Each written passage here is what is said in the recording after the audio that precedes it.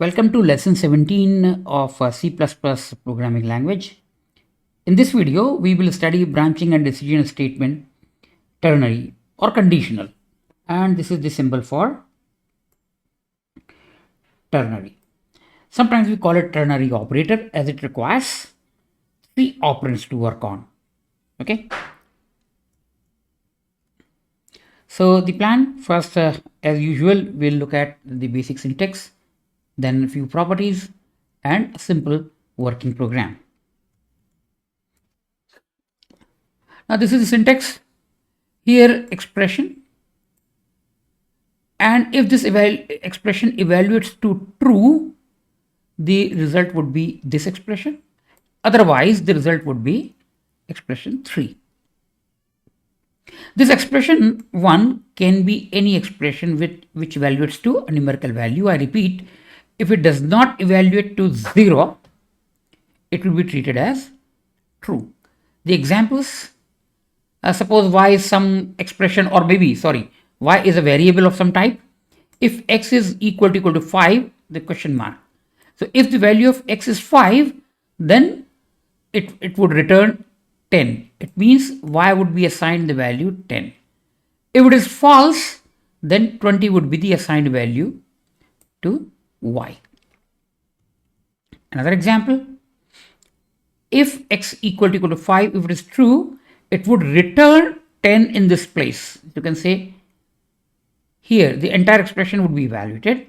So if x is 5, 10 would come in place of this entire expression, and then otherwise the 20 will replace it. So either 10 or 20 would be printed onto the monitor.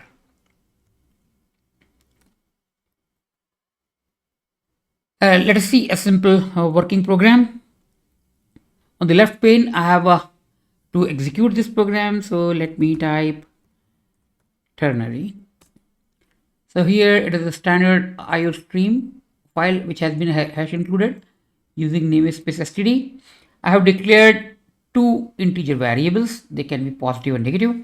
Here it says type in an integer. So this prompt is being printed here. Type in an integer on the left hand side. And due to cin, it is waiting for me to type in some integer. It may be positive or negative.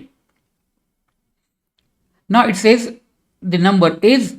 Now here I have put this entire ternary statement within the parenthesis. Why?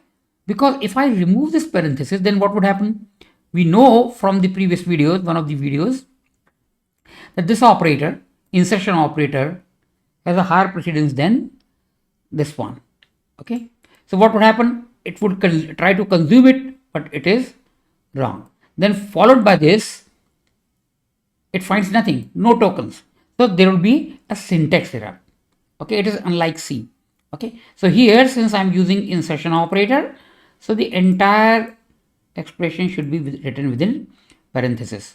So if the value provided is less than 0, so it will print negative, or otherwise it will print positive. Similarly, in another form, another usage, if this variable or the value supplied through the keyboard happens to be odd, then mod operator with 2 would result in 1, and 1 is true, so it will return the square of the number provided, and it will be assigned to this variable.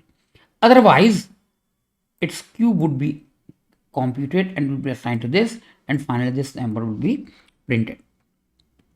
So let me supply some number, maybe 5. So now you can see, so 5 is less than 0? No, it is not 0. And not less than 0. So it will print positive. So now you can see here the number is positive. Num1 2, result is 1. It means it is true. So this square value or the result of this expression would be assigned to num2, and num2 would be printed. Value of num2 would be printed. So num1 multiplied by num1 is nothing but 25. So you can verify it is 25.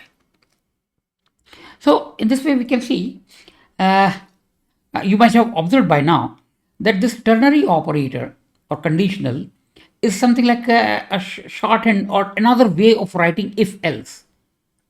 By this we mean that if this is true, this, else this.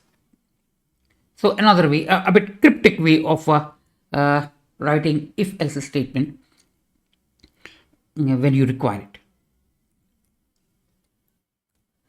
In the next video, we will study loops. There are two variations of loops. One is for and another is while or do while. So in the next video, we will study for loop. That is all in this video. Thanks for watching.